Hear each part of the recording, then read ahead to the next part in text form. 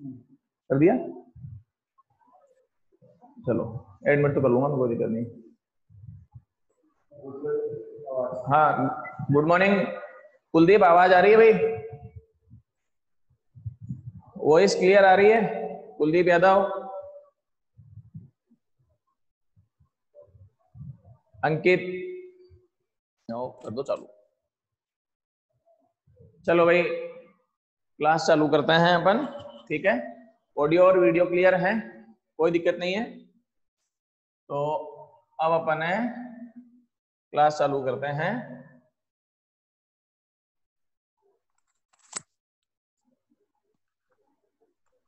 देखो भाई कल अपन ने केवल अपवर्तन की परिभाषा तक पहुंचे थे अपन, है ना? तो अपवर्तन की परिभाषा पढ़ा दी थी, ठीक है? उसके बाद में अपन आगे बढ़ते हैं। कल मैं बता भी रहा था कि विरल से सघन में जाएंगे तो वेग में भी परिवर्तन होगा, तरंगदैर्घ्य में भी परिवर्तन होगा, लेकिन आवृत्ति में कोई परिवर्तन नहीं होता है, ठीक है?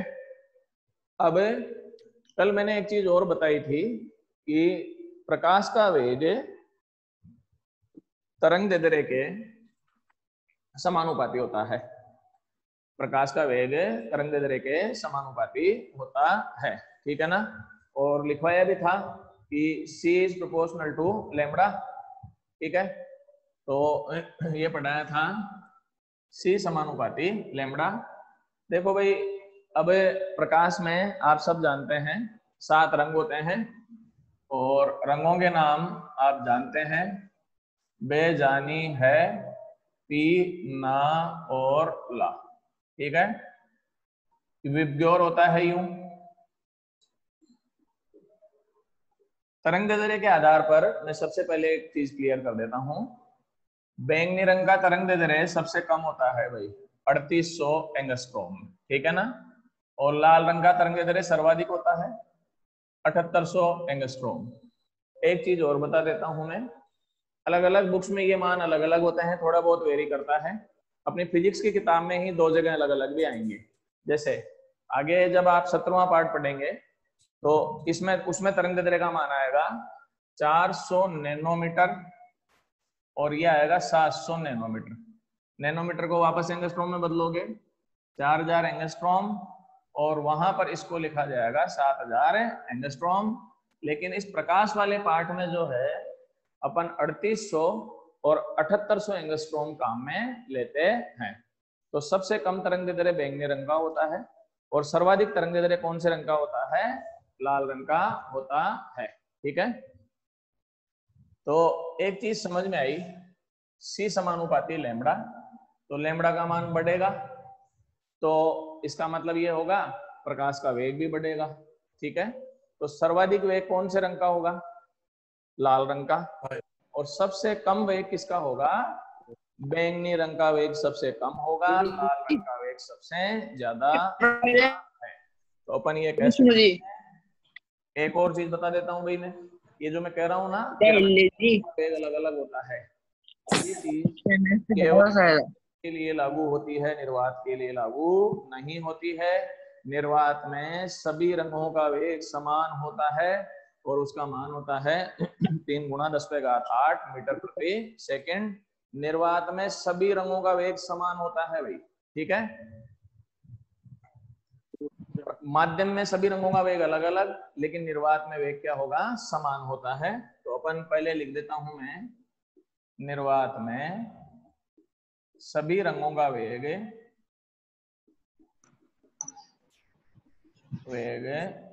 समान होता है, और इसका मान होता है c बराबर 3 × 10⁸ मीटर प्रति सेकंड। माध्यम के लिए v ले लेता हूं वेग। अब v of red is more than v of violet, ठीक है? ये रेड कलर, तो लाल रंग का वेग सर्वाधिक होगा और बैंगनी रंग का वेग सबसे कम होता है। हाँ भाई, जिन बच्चों ने अगर माइक ऑन कर रखा है तो सभी बच्चे एक बार ऑडियो म्यूट कर लेना, ठीक है ना? माइक अगर किसी का चालू है या ऑडियो अगर किसी ने चालू कर रखा है, गलती से भी रह गया हो तो एक बार ऑडियो म्यूट कर लीजिएगा, ठीक है। ऑडियो एंड वीडियो आप दोनों ही म्यूट रखा करें, बंद रखा करें, ठीक है। तो माध्यम के लिए लाल रंग का वेग सर्वाधिक होगा, बैंगनी रंग का वेग सबसे कम होता है। निर्वात में सभी रंगों का वेग एक समान होता है। इसका मतलब ये हुआ कि प्रकाश अलग अलग स्पीड से माध्यम में गति करता है।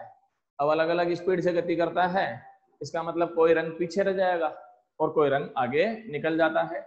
इसके बारे में अपन डिटेल से प्रिज्म से वर्ण विक्षेपण होता है, उसमें बताऊंगा मैं कौन सा रंग आगे निकल जाता है, कौन सा रंग पीछे रह जाता है, ठीक है। मेरे हिसाब से इसमें यहां तक कोई प्रॉब्लम नहीं होनी चाहिए। आगे अपन चलें। C समानुपाती लैम्बडा आया, तो C is proportional to lambda, so that C1 upon C2 बराबर λ1 अपॉन λ2 हो जाएगा, ठीक है। जैसे मान लो कि एग्जांपल ले लेता हूं मैं, निर्वात में 400 नैनोमीटर प्रकाश का वेग 3 × 10⁸ मीटर पर सेकंड है, तो जल में इसका वेग कितना होगा यदि जल में प्रकाश का तरंग दैर्ध्य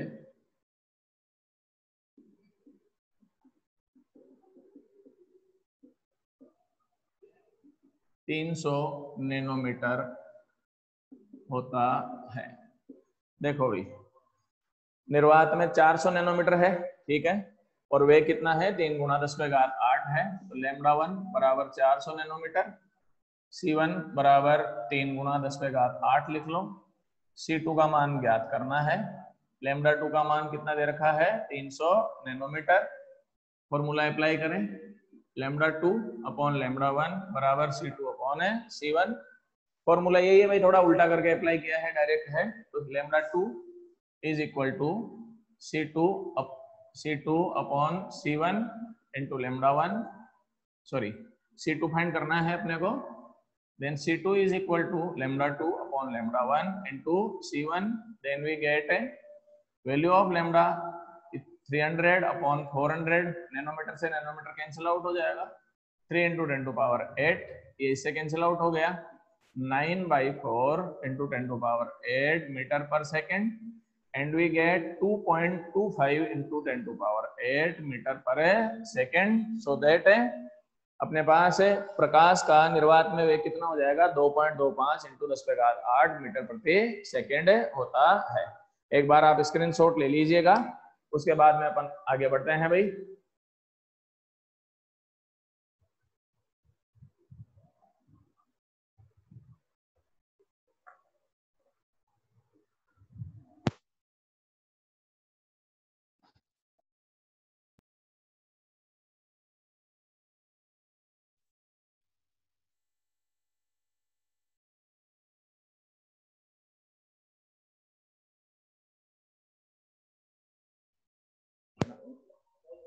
सही नहीं खाली है, बोला देंगे भाई जी, चल रहा है सही है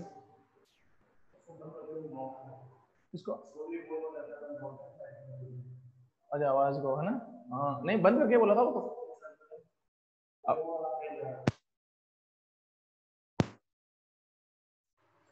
रख दो,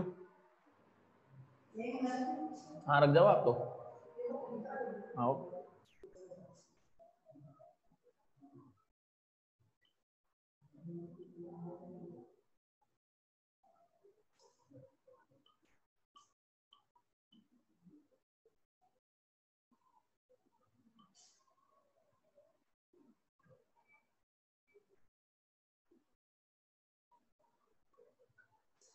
हाँ भाई, नेक्स्ट चलते हैं अपन, एक सेकेंड, ये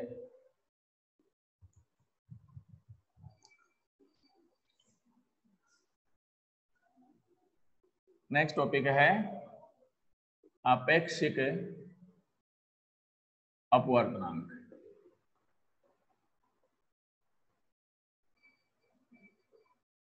अपेक्षिक अपवर्तनांक, रिलेटिव रेफ्रेक्टिव इंडेक्स। ठीक है, इसको यूं समझते हैं, आई ये विरल माध्यम ले लिया मैंने, और ये कौन सा माध्यम है, सघन।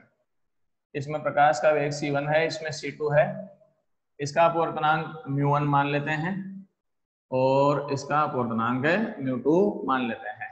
देखो भाई, अपवर्तनांक को μ से भी लिखते हैं और n से भी लिखा जा सकता है, दोनों ही काम में चल लेते हैं। तो n1 और n2 भी माना जा सकता है और μ1 और μ2 भी माना जा सकता है, तो दोनों ही सही है। ठीक है, या तो म्यू ले लो या n1 काम में ले लो। ये फर्स्ट मीडियम हो गया और ये सेकंड मीडियम हो गया। ठीक है, परिभाषा यह है आपेक्षिक अपवर्तनांक की, माध्यमों में प्रकाश के वेगों का अनुपात, माध्यमों में प्रकाश के वेगों का अनुपात इसके बराबर होता है, आपेक्षिक अपवर्तनांक के बराबर होता है। जैसे 2 का 1 के सापेक्ष अपवर्तनांक, 2 का ये 2 नंबर माध्यम, तो 2 का 1 के सापेक्ष अपवर्तनांक ये यूं लिखा जाएगा भाई, μ2 1 is equal to μ2 upon μ1 is equal to c1 upon c2। यहां पर एक बार ढंग से ध्यान दे लो, ये देखो μ2 अपॉन μ1, तो यहां पर आ रहा है c1 अपॉन c2। और बता देता हूं मैं, 2 का 1 के सापेक्ष अपवर्तनांक, इसका इसके सापेक्ष अपवर्तनांक निकालना है अपने को। तो ये ध्यान रखना, जो 2 नंबर है ना, जैसे लिखा है मैंने 2 का 1 के सापेक्ष, जो 2 नंबर है वो नीचे आएगा और वो प्रकाश के वेग में ऊपर आएगा। तो प्रकाश की किरण यहां से यहां प्रवेश कर रही है, तो c1 अपॉन क्या हो जाएगा, c2 हो जाएगा। तो 2 का 1 के सापेक्ष अपवर्तनांक हो गया, तो μ2 upon μ1 is equal to c1 upon c2। तो अपन ये भी लिख सकते हैं, μ2 upon μ1 is equal to c1 upon c2 हो जाएगा। इसके आधार पर आगे एक और परिणाम अपन चलेंगे। आप जानते हैं c1 upon c2 is equal to λ1 upon λ2 से क्या लिखेंगे भाई बताओ, μ2 upon μ1 is equal to c1 upon c2 is equal to λ1 upon λ2 हो जाता है। तो अब 2-3 चीजें मैं इसके आधार पर बताऊंगा, थोड़ा सा ध्यान दे लो। यहां से समझो c समानुपाती 1 अपॉन म्यू, ये रहा। यहां से देखो उल्टे चल रहे हैं कि नहीं चल रहे हैं, तो c is proportional to 1 upon mu हो गया। तो अपन ये भी कह सकते हैं म्यू इज प्रोपोर्शनल टू, हाँ अब इसी के आधार पर मैं बता देता हूं, अपवर्तनांक बढ़ने पर, अपवर्तनांक बढ़ने पर प्रकाश का वेग घटता है भाई। अपवर्तनांक बढ़ने पर प्रकाश के वेग में क्या आएगी, कमी। कैसे, म्यू का मान बढ़ेगा तो सी के मान में क्या आएगी, कमी। तो सर्वाधिक वेग किसमें हो जाएगा, निर्वात में, और सबसे कम वेग किसमें होगा, डायमंड में। हीरे में वेग जो है वो सबसे कम हो जाएगा, क्योंकि हीरे के लिए अपवर्तनांक का मान मैंने कल बताया था 2.412 होता है, 2.424 होता है। तो हीरे में अपने पास प्रकाश का वेग सबसे कम होगा और सर्वाधिक वेग किसमें हो जाएगा, निर्वात में हो जाता है। Is it clear. उसके बाद में अपन आगे चलें, ये देखो तो निर्वात में प्रकाश का वेग सर्वाधिक तथा हीरे में सबसे कम होगा, कम होता है। यह आया सी समानुपाती 1 अपॉन म्यू। तो मैं इसको ये भी लिख सकता हूं, म्यू समानुपाती 1 अपॉन सी, म्यू समानुपाती 1 अपॉन सी। और थोड़ा चेंज करके मैं ये भी लिख सकता हूं, म्यू समानुपाती 1 अपॉन लैम्बडा। म्यू समानुपाती 1 अपॉन लैम्बडा। तो लैम्बडा का मान घटेगा, म्यू का मान बढ़ेगा, तो लैम्बडा इंक्रीज होगा, ये एरो इंक्रीज होने का है, तो म्यू क्या हो जाएगा, डिक्रीज हो जाएगा। अब इसके आधार पर अपन चलें तो म्यू एक बार देखो, वोयलेट अपॉन म्यू रेड, मतलब बैंगनी रंग के लिए प्रकाश का अपवर्तनांक अपॉन लाल रंग के लिए अपवर्तनांक बराबर क्या होगा, देखिए बताओ जी, लैम्बडा आर अपॉन लैम्बडा वोयलेट। उल्टा क्यों आया, समझ में आया? यहां से देख लो एक बार, व्युत्क्रमानुपाती हो रहा है कि नहीं हो रहा है? व्युत्क्रमानुपाती अगर हो रहा है, इसका मीनिंग क्या होगा, ये देखो, mu violet upon mu red is equal to lambda red upon lambda violet. अब आप जानते हैं कौन से रंग के लिए अपवर्तनांक सर्वाधिक होता है? लाल रंग के लिए अपवर्तनांक सबसे ज्यादा होता है, बैंगनी रंग के लिए अपवर्तनांक सबसे कम होता है। तो थोड़ा सा जगह तो नहीं है पर कर लेते हैं adjust. As we know lambda R is greater than lambda violet. लाल रंग के लिए अपवर्तनांक का, लाल रंग के लिए तरंग दैर्ध्य का मान किससे ज्यादा होता है? बैंगनी रंग से ज्यादा हुआ तो आप ये लिख सकते हैं म्यू वोयलेट इज म्यू रेड। अतः बैंगनी रंग के लिए, रंग के लिए अपवर्तनांक सर्वाधिक होगा भाई। तो बैंगनी रंग के लिए प्रकाश का अपवर्तनांक, प्रकाश माध्यम का अपवर्तनांक सर्वाधिक होगा, और लाल रंग के लिए अपवर्तनांक का मान सबसे कम होगा। अगर कोई प्रॉब्लम है आप पूछ लो, अदरवाइज आप स्क्रीनशॉट ले लो ताकि अपन आगे बढ़ सके।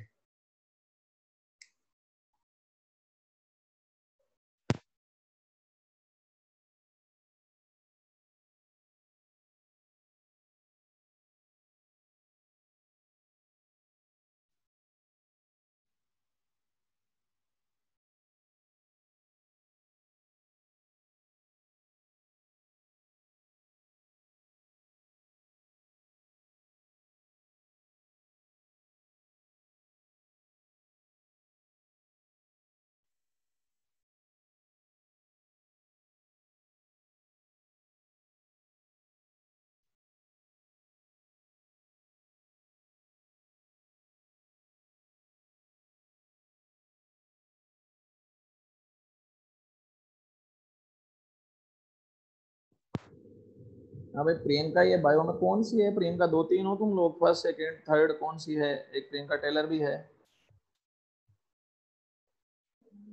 2-3 प्रियंका है, तो बाकी कहाँ है वो सब?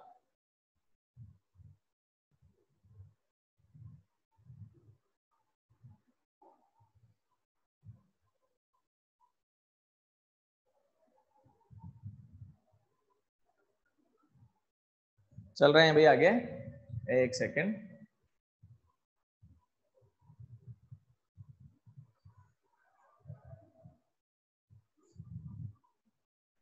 कोई दिक्कत नहीं है भाई।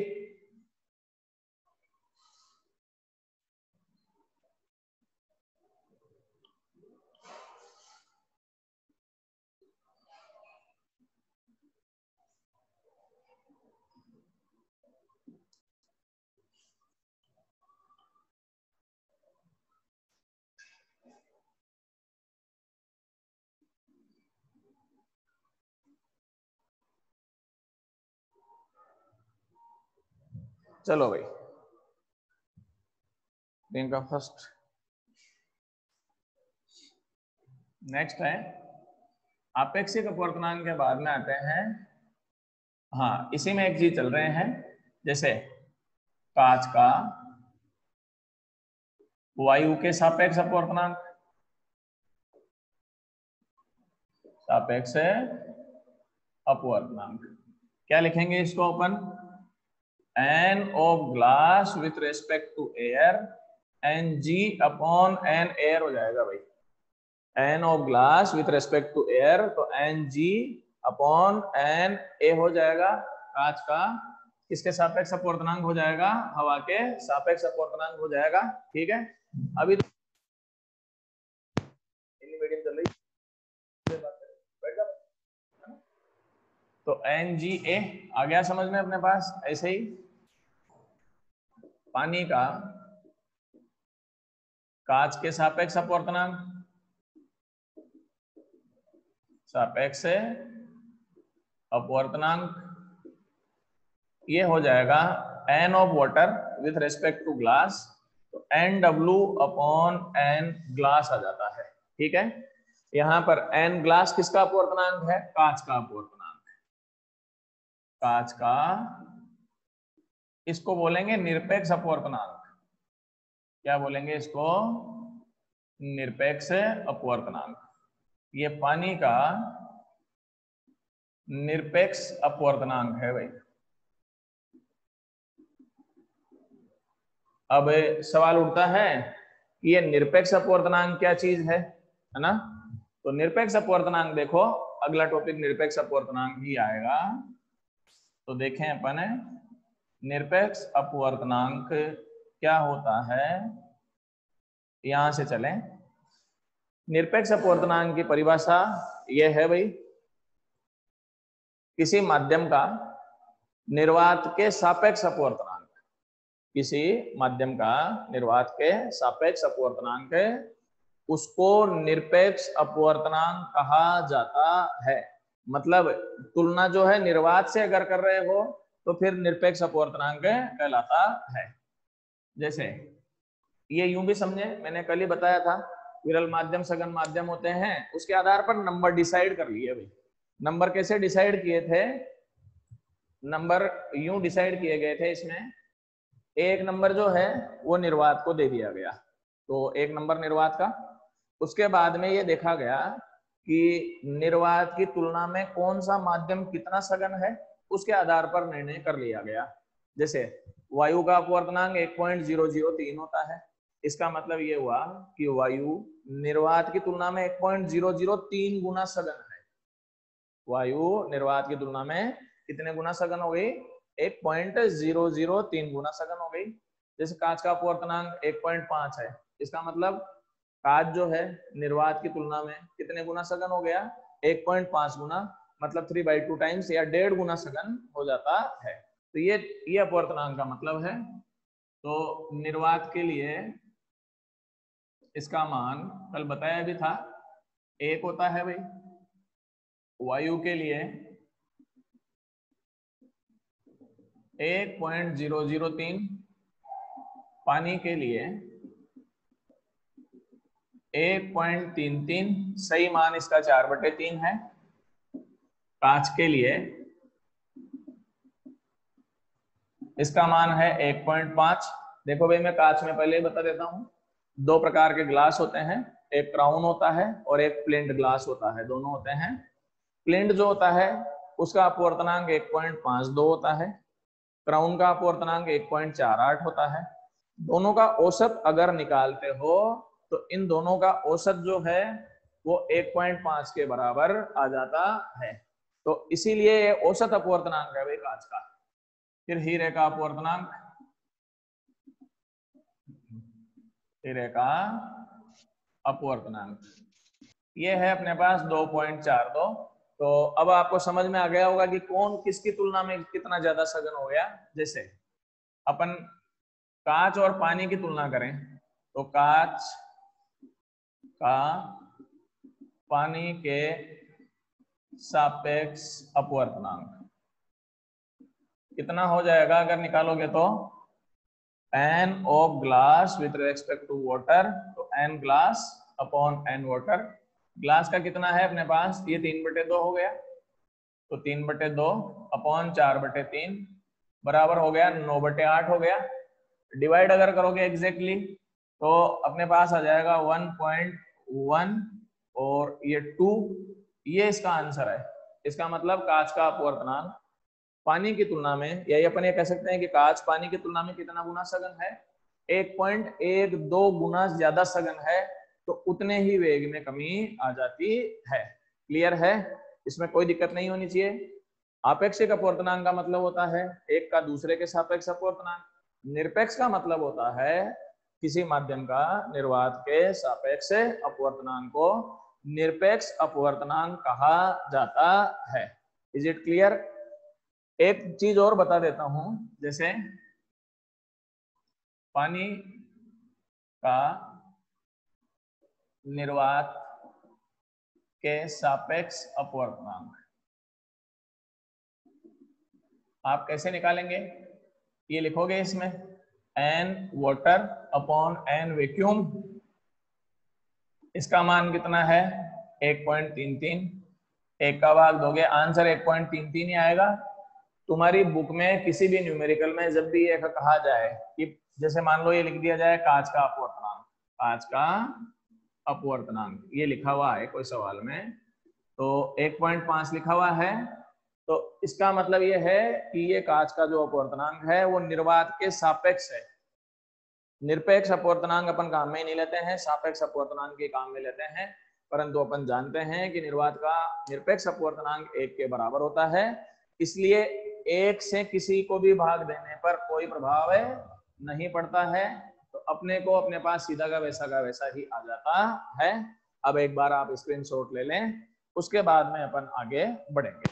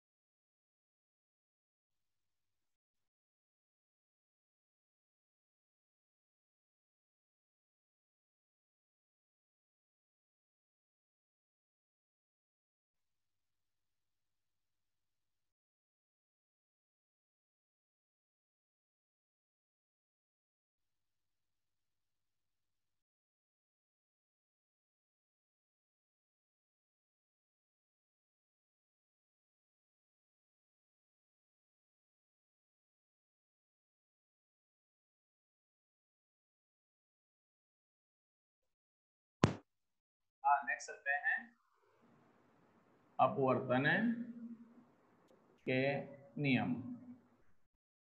तो ये डायग्राम तो आप सब जानते ही हैं, ये अभिलंब ले लिया, ये इधर से प्रकाश की किरण आई, ये सघन ये विरल, और ये कौन सा माध्यम हो गया सघन, ये C1, ये C2 हो गया। सबसे पहले अपन चलते हैं, ये N2 ले लो इसका अपवर्तनांक, इसका N1 ले लो। तो प्रथम नियम क्या कहता है आप सब जानते हैं, पहला नियम यह है आपतित किरण, अपवर्तित किरण और अभिलंब तीनों एक ही तल में स्थित होते हैं। आपतित किरण, अपवर्तित किरण और अभिलंब तीनों एक ही तल में स्थित होते हैं। तो परावर्तन का नियम जैसा ही है। उसके बाद में अपन चले इसमें द्वितीय नियम, सेकंड नियम है, इसको स्नेल का नियम भी बोलते हैं भाई, या फिर ज्या नियम भी कहते हैं इसको, ठीक है। नियम ये कहता है आपतन कोण की ज्या तथा अपवर्तन कोण की ज्या का अनुपात, आपतन कोण की ज्या तथा अपवर्तन कोण की ज्या का अनुपात किसके बराबर होता है, माध्यमों के आपेक्षिक अपवर्तनांक के बराबर होता है। तो स्नेल के नियम के अनुसार अपन ये लिखेंगे N21 is equal to sine I upon sine R, और N21 का मतलब है 2 का 1 के सापेक्ष अपवर्तनांक हो गया, ये आ गया sine I upon sine R, ये दूसरे का अपवर्तनांक है, और ये किसका अपवर्तनांक है, पहले का अपवर्तनांक होता है। तो जैसे मान लो कि अपने पास एक एग्जांपल ले लेता हूं मैं, ये कोण दे रखा है भाई 45, ये कोण दे रखा है अपने को 30 डिग्री, ठीक है। इसमें प्रकाश का वेग जो है वो दे रखा है 2 गुणा 10⁻8 है मीटर प्रति सेकंड। तो इसमें प्रकाश का वेग कितना होगा? इसमें प्रकाश का वेग 2 गुणा 10⁻8 है, तो इसमें प्रकाश का वेग कितना होगा? कोई कैलकुलेट करके आंसर दे सकता है क्या? 1 मिनट का टाइम है। अंकित, प्रियंका फर्स्ट, कौन कौन है? कमलेश भी है भाई, अशोक है, अशोक फ्रॉम बीकानेर।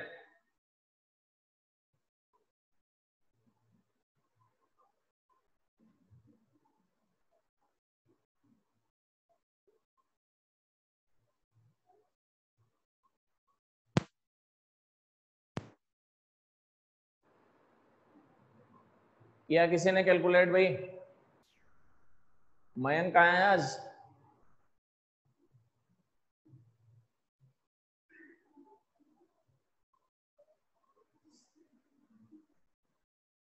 राहुल कुमावत,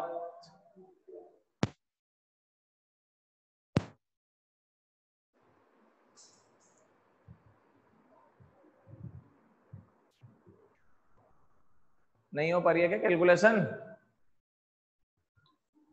जितेंद्र चौधरी, चलो कितना आया?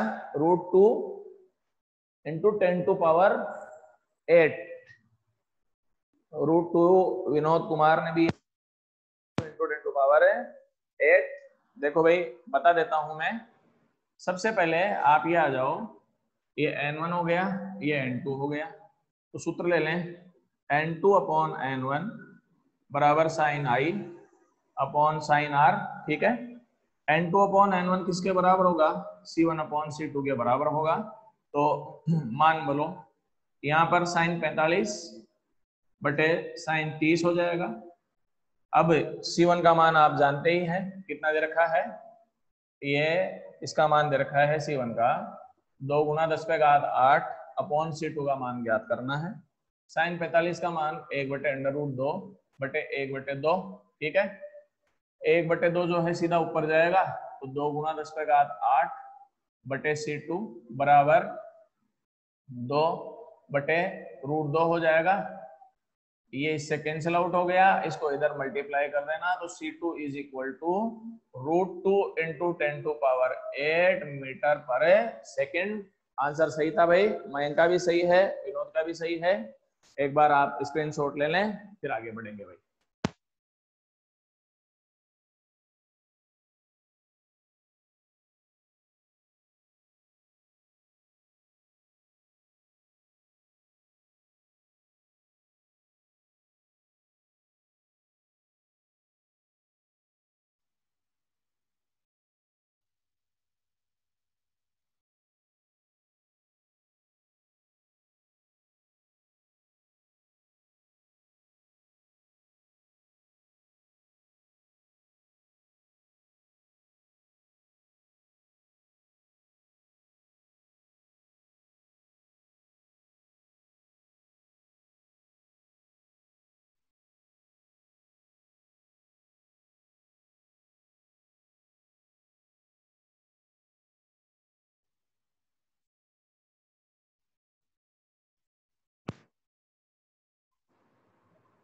जैसे एक एग्जांपल है, ये क्वेश्चन अपने को दे रखा है, ये प्रकाश की किरण यहां से आ रही है, ये अपने पास से 45 डिग्री का कोण है, ये कोण अपने को ज्ञात है करना है, इसका मान कितना होगा? ये दे रखा है अपने को पानी, वाटर, और ये दे रखा है कांच।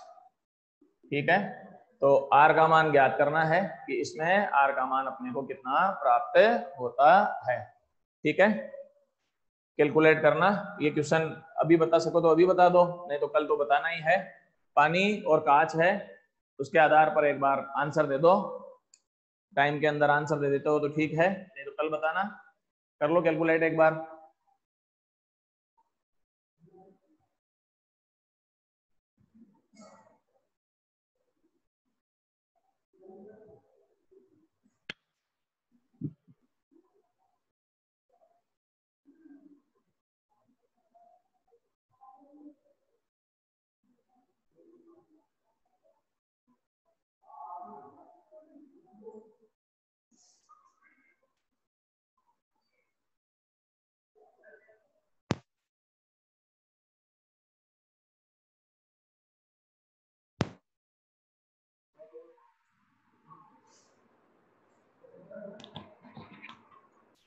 हाँ भाई मीटिंग ओवर।